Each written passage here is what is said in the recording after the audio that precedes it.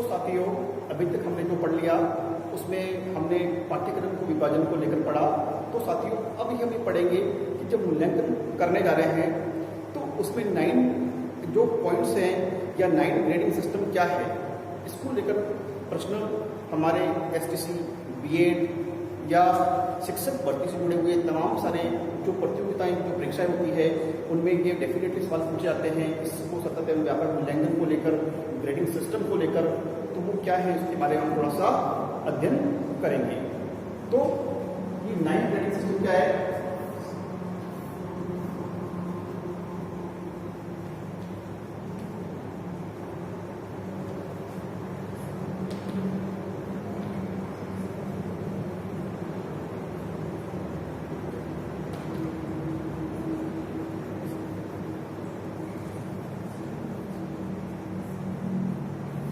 Points जो grading system है वो क्या है?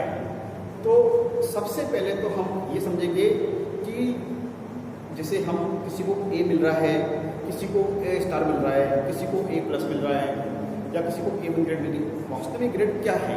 तो सबसे पहले हम इस ग्रेडिंग को समझेंगे कि किसी बच्चे के 91 से लेकर 100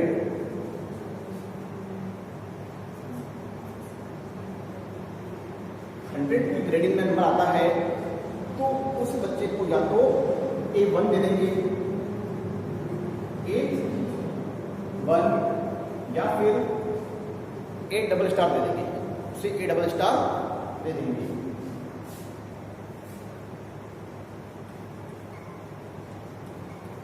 A डबल स्टार उसे प्रदान करेंगे। ठीक उसी प्रकार यदि किसी बच्चे के नंबर 81 से 90 के बीच में आते हैं, 90 के बीच में आते हैं, तो उसे हम A2 या A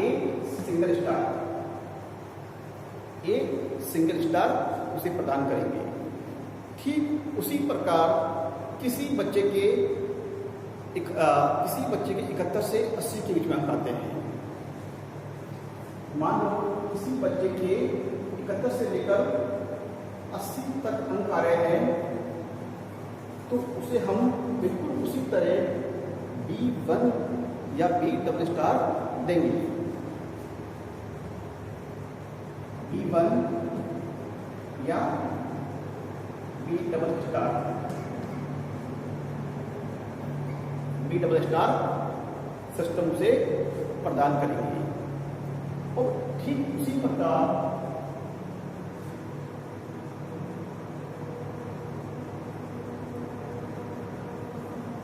किसी बालक के 61 से 70 के बीच में आ रहे हैं, तो उसे B2 या B स्टार देंगे, सिंगल स्टार। B2 या B सिंगल स्टार या B स्टार कह सकते हैं। तो इसी तरह के ग्रेडिंग में हम एक बात याद रखेंगे, किसी बालक या बालिका के 51 से 60 के बीच में आ रहे हैं, किसी बालक के 51 से 60 के बीच में अंक आ रहे हैं, तो उसे हम C1 या C डबल स्टार ग्रेडिंग देंगे। इसी तरह किसी बालक या बालिका के नंबर 41 से लेकर 50 के बीच में आए हैं, तो उसे हम C2 या C स्टार प्रदान करेंगे। अब हमारे पास 6 प्रोसेस हो रहे हैं, ठीक है। अगला जो प्रोसेस है उसको मैं यहाँ लिख देता हूँ, जो कि नीचे होगा। ये हमारे पास स्टेप हो गए, इसको भी पर स्टेप देता हूँ। जैसे ये नंबर 1 है, ये नंबर 2 है, इसका जो नंबर 3 ग्रेडिंग है नंबर 4 की ग्रेडिंग ये है, नंबर 5 की ग्रेडिंग ये है और नंबर 6 की ग्रेडिंग ये है। अब नंबर 7 की ग्रेडिंग, नंबर 7 की ग्रेडिंग ये है, किसी बालक के नंबर मान लो 33 से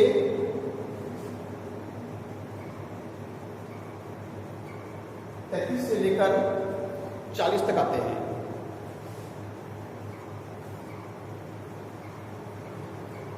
40 तक आते हैं तो उसे हम कौन सी ग्रेड देंगे?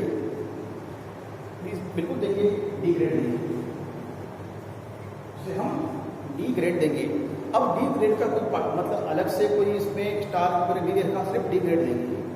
अब किसी बालक के नंबर यहाँ पे 33 से 40 नंबर आ रहे हैं, ठीक है, और यहाँ पर नंबर आ रहे हैं, मान लो किसी बच्चे के नंबर जैसे 20 से 32 तक आ रहे हैं, 20 से 32 तक आ रहे हैं, तो उसे हम E1 या E डबल स्टार देंगे। E1 या E double star, E double star देंगे। इसी तरह जो हुई 8 नंबर की ग्रेडिंग। अब लास्ट नंबर है 90 नंबर की जो ग्रेडिंग है। 90 नंबर की जो ग्रेडिंग है वो किसी बालक या बालिका के जो नंबर है वो 20 से कम आ रहे हैं, 20 अंक से कम, 20 अंक से कम आते हैं तो उसे क्या मिलेगा? E2 या E सिंगल स्टार, उसे मिलेगा E2 या E सिंगल स्टार। इससे कम आता है, इसलिए अभी तक जो मतलब हमारी जो भारत सरकार है या राज्य सरकार है, उन्होंने ग्रेडिंग सिस्टम में लेकर तो फेल की स्थिति को नहीं दर्शाया है।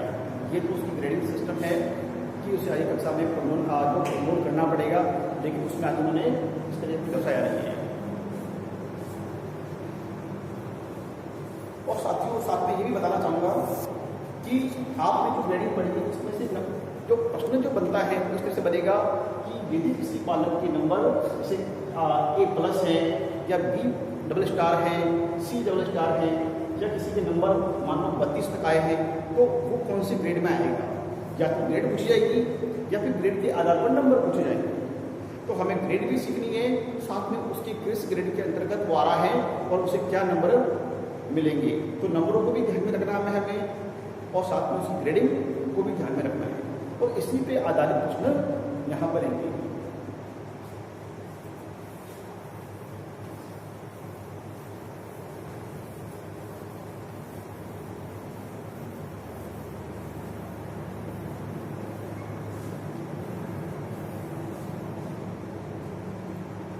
अब साथियों, हमने ग्रेडिंग सिस्टम को भी पढ़ा।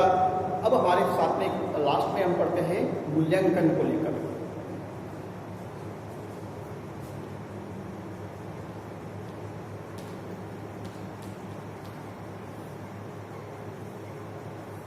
मूल्यांकन को लेकर पढ़ना है। अब मूल्यांकन के बारे में वैसे मैंने छोटी मोटे तौर पर बता दिया है आप लोगों को कि मूल्यांकन क्या होता है। कि मूल्यांकन एक निरंतर चलने वाली जो प्रक्रिया है, जो शिक्षण व्यवस्था का एक हमारे अभिन्न अंग है, और ये अभिन्न अंग है, और अंतिम रूप से ये कह सकते हैं कि हमारे शिक्षण के जो उद्देश्य हैं उनसे संबंधित है, कहीं ना कहीं उनसे संबंध रखता है। जो शिक्षण कार्य करवाने से पूर्व जो मतलब हम तैयारी करेंगे या जिन उद्देश्यों का निर्धारण करेंगे, उससे भी मूल्यांकन प्रक्रिया संबंधित है, ऐसा भारतीय शिक्षा आयोग भी मानता है। तो अब व्यापक मूल्यांकन के बारे में मैंने बताया था कि व्यापक मूल्यांकन से अर्थ होगा कि बालकों की विद्वता वाले पक्ष को भी शामिल किया जाएगा और गैर विद्वता वाले पक्ष को भी शामिल किया जाएगा। विद्वता वाला पक्ष तो वो होगा जिसमें उसके अकादमिक जो विषय होंगे, हिंदी, इंग्लिश, विज्ञान, गणित, इनको लेकर, और गैर विद्वता वाले पक्ष जो होंगे उसमें जैसे संगीत है, चित्रकला है, नृत्य कला है, या खेल कूद है, या मतलब अनेक सारे जो पाठ्यक्रम है उनको जो मतलब गतिविधियाँ हैं जो बालक के शैक्षिक विकास के साथ जो सह शैक्षणिक विकास को करते उसको उसमें बहुत बड़ा योगदान है सह शैक्षणिक विकास में, तो वो सारी गतिविधियाँ उसके अंतर्गत आएगी। वो कहलाएगा गैर विविधता वाला पक्ष कहलाएगा यहाँ पर। तो ये मान लो कि गैर विविधता जो है उस पक्ष से संबंधित उद्देश्यों की जो प्राप्ति है हमें उसको जानने के लिए प्रयोग की गई जो प्रक्रियाएं हैं उसको व्यापक स्तर पर हम समग्र मूल्यांकन कहेंगे या व्यापक मूल्यांकन भी कहेंगे।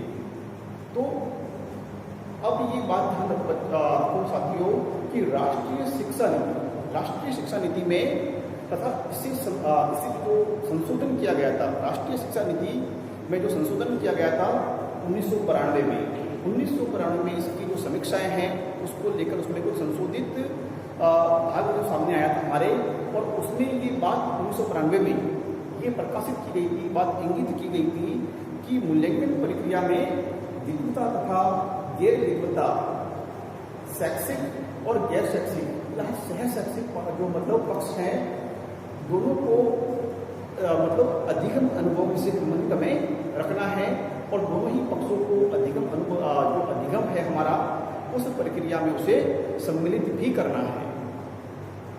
तो अब हम पढ़ने जा रहे हैं मूल्यांकन के प्रमुख तत्व, मूल्यांकन के मैकेनिज्म,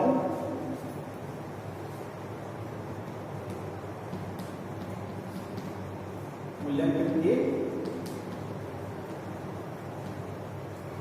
प्रमुख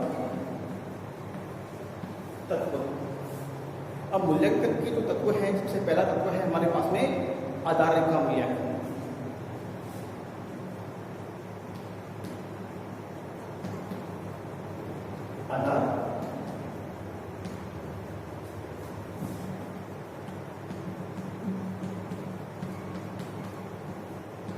आधार रेखा मूल्यांकन।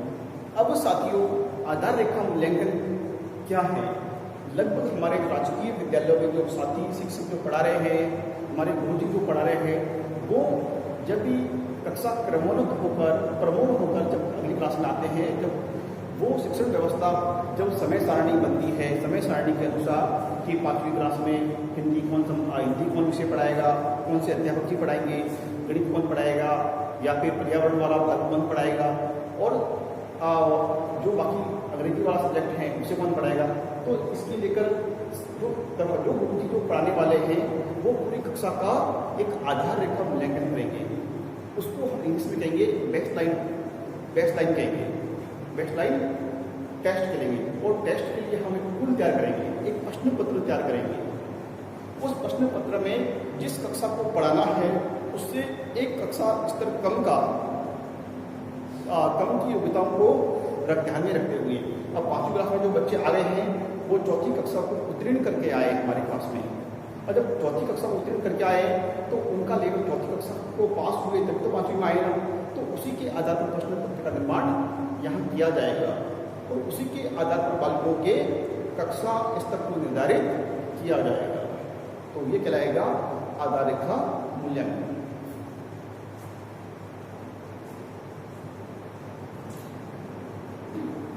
अब साथियों नंबर 2 पर आते हैं प्रारंभिक योजना।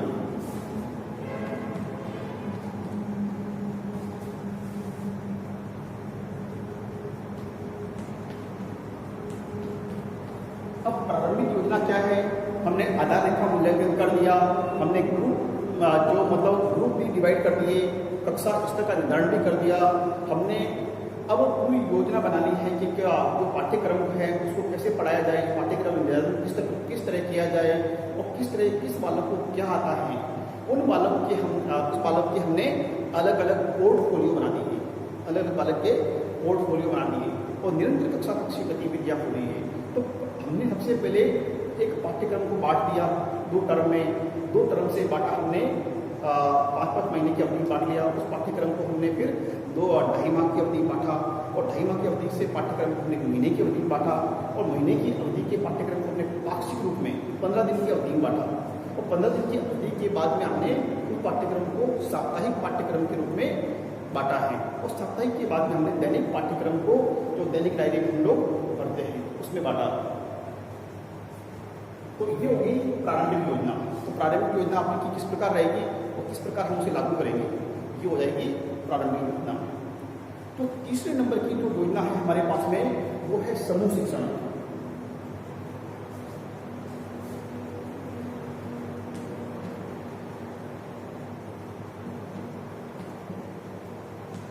समूह शिक्षण। अब समूह शिक्षण जब आधार रेखा मूल्यांकन कर दिया, कक्षा स्तर का निर्धारण कर दिया कि किस बालक को क्या आता है, जैसे हम हिंदी पढ़ा रहे हैं, मैं हिंदी का शिक्षक हूँ, तो ये मानूंगा कि कौन से बालक जो एक दाधा प्रवाह के रूप में पढ़ सकता है, कौन सा बालक है जो केवल जो कौन सा बालक, कौन से ऐसे बालक हैं जो शब्दों और मात्राओं को पढ़ सकते हैं, वो भी अटक अटक कर, और कौन से ऐसे बालक हैं जो केवल दो मात्राओं का ध्यान रखते हैं, और ऐसे कौन से बालक हैं या बालिका हैं जो केवल सब वर्णों को पढ़ सकते हैं, और ऐसे कौन से बालक हैं जो केवल दो चार वर्णों को जानते हैं, और ऐसे कौन से बालक हैं जिनको न तो वर्णों की पहचान है, न स्वर की पहचान है, किसी भी प्रकार का कोई ज्ञान नहीं है। तो उन बालकों को हम कहाँ से शुरुआत करें, और जो चीज़ कहाँ से उसको आती है और कहाँ हमें सिखाने की आवश्यकता है, इसका जो टीका टिप्पणी हम पोर्टफोलियो में करेंगे। जब उसके लिए हम आकलन करेंगे, तब मूल्यांकन करेंगे, तब तो इसका समूह शिक्षण करेंगे। इसको हम कह सकते हैं कक्षा कक्षी गतिविधियां भी कह सकते हैं। देख लेता हूँ मैं यहाँ पर कक्षा कक्षी गतिविधियां।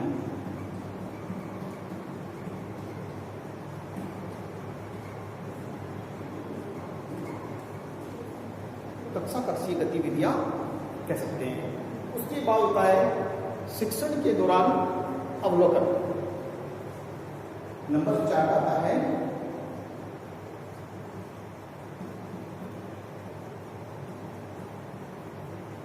शिक्षण के दौरान अवलोकन।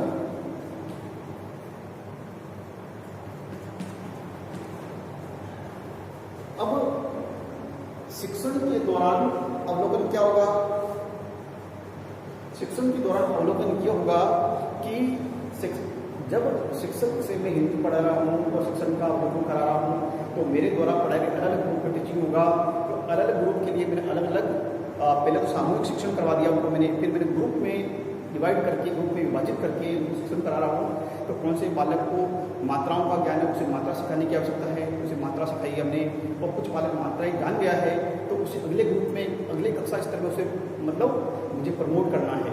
तो उस बालक ने क्या सीख लिया और आगे क्या सिखाने की आवश्यकता है। तो ये मुझे ग्रुप के दौरान घूम घूम कर कक्षा कक्ष में गतिविधियां के दौरान उसका अवलोकन करना पड़ेगा। तो इस तरह से कहलाएगा, ये हमारा शिक्षण के दौरान अवलोकन कहलाएगा। अब मिटाने आगे बढ़ता हूं मैं।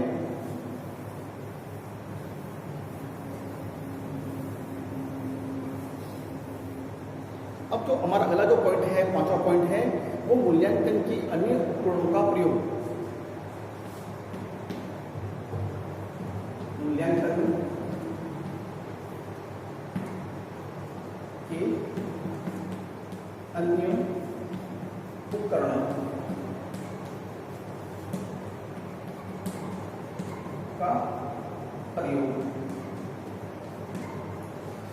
मूल्यांकन के अन्य उपकरणों का प्रयोग जो यहाँ पर आएगा वो इस प्रकार से आएगा कि मूल्यांकन करने के लिए आप उन्हें केवल पेपर पेंसिल पेस्ट लेते हो, या कोई प्रोजेक्टर के माध्यम से कुछ फिल्म है या इस तरह से कुछ बनाकर आप समझाते हो, या फिर आप किसी खेल के माध्यम से सिखा रहे हो, या किसी लाइब्रेरी में, पुस्तकालय में जाकर उन्हें कुछ जो रोचक किताबें हैं उनके माध्यम से उनका मूल्यांकन कर रहे हो।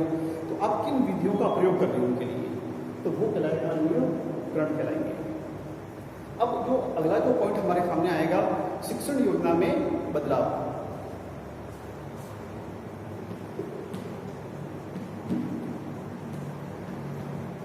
शिक्षण योजना में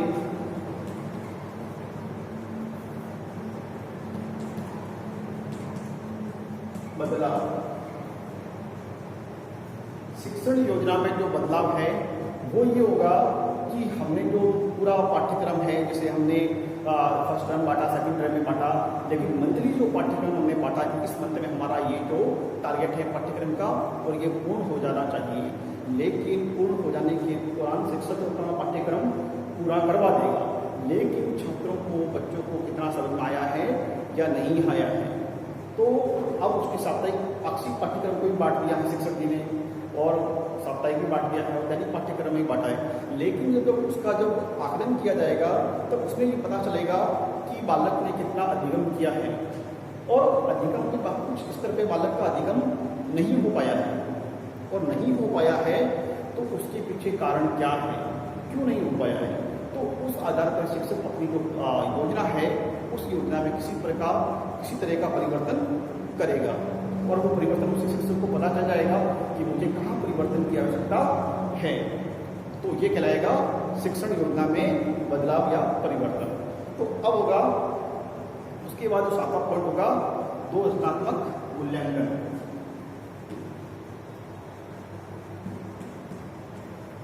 दो रचनात्मक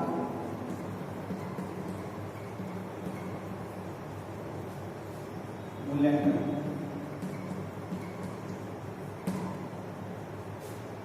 अब साथियों में पहले बता चुका हूं 2 रचनात्मक मूल्यांकन होंगे, जो एक अवधि में 2 रचनात्मक मूल्यांकन और दूसरी अवधि में 2 रचनात्मक मूल्यांकन। टोटल 2 तो रचनात्मक मूल्यांकन होंगे, प्रथम और द्वितीय अवधि में प्रथम और द्वितीय, तो टोटल हो जाएंगे 4, एक अवधि के 2 मूल्यांकन, दूसरी अवधि के 2 मूल्यांकन, और लास्ट में आएगा 8वां नंबर पर आएगा हमारे 2 योगात्मक आकलन। 2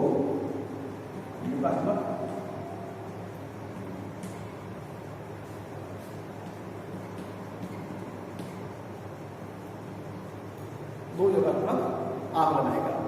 अब 2 योगात्मक आकलन आएंगे हमारे पास में, तो 2 योगात्मक आकलन आएंगे, उसमें क्या होगा कि जो रचनात्मक मूल्यांकन जो है हमारे आकलन है उसमें हम निरंतरता को लेकर जो डेली क्लासरूम की जो गतिविधियां हैं उस पे आधारित है, और योगात्मक आकलन है वो मतलब शैक्षिक और गैर शैक्षिक दोनों ही तरह से यहाँ पर किया जाएगा। अब साथियों अब आगे हम पढ़ रहे हैं कि मूल्यांकन के उपकरण को लेकर।